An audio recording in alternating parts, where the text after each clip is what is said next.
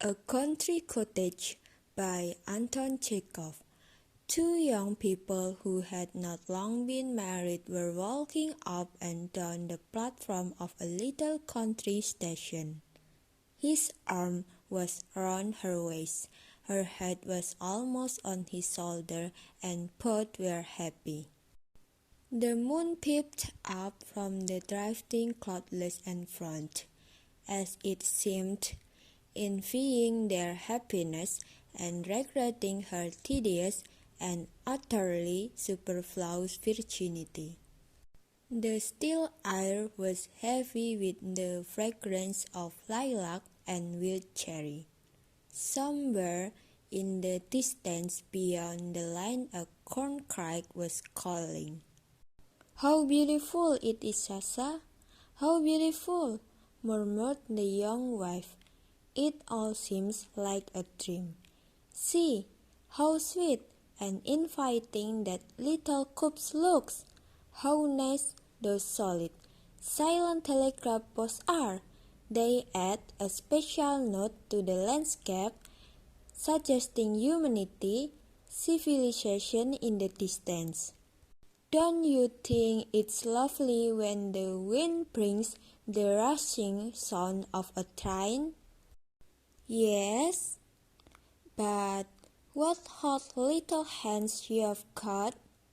That's because you're excited, Varia. What have you got for our supper tonight?" "Chicken and salad. It's a chicken just big enough for two. Then there is the salmon and sardines that were sent from town." The moon ass thought she had taken a pinch of snuff hid her face behind a cloud.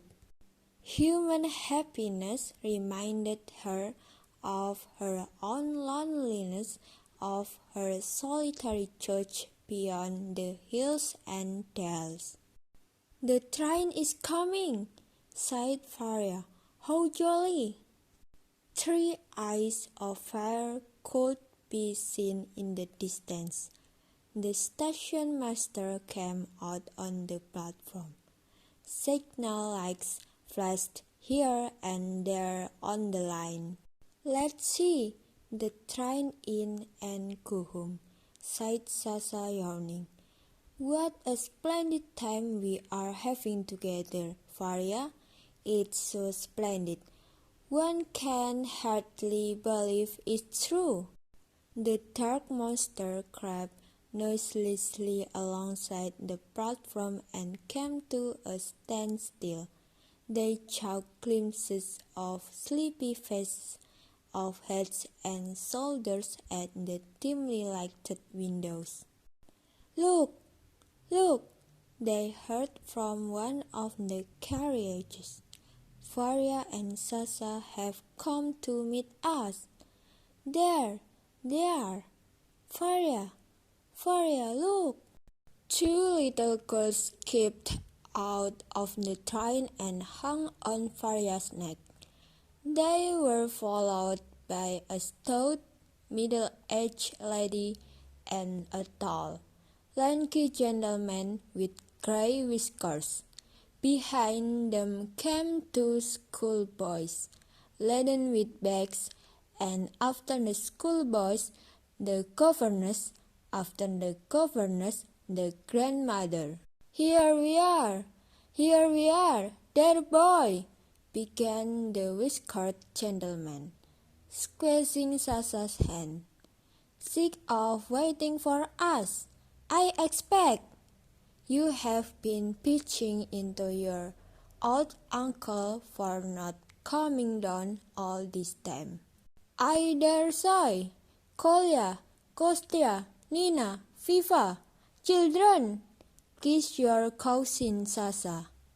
We are all here, the whole troop of us, just for 3 or 4 days. I hope we shan't be too many for you. You mustn't let us put you out." At the sight of their uncle and his family, the young couple were horror-stricken. While his uncle talked and kissed them, Sasha had a vision of their little cottage. He and Faria giving up their 3 little rooms, all the pillows and bedding to their request. The salmon, the sardines, the chicken all devoured in a single instant. The cousins plucking the flowers in their little garden, spilling the ink, filled the cottage with noise and confusion, his aunt talking continually about her ailments and her papa's having been Baron von Vintage. And Sasha looked almost with hatred at his young wife and whispered, "It's you they've come to see. Damn them!" "No, it's you," answered Faria, pale with anger. "They're your relations. They're not mine."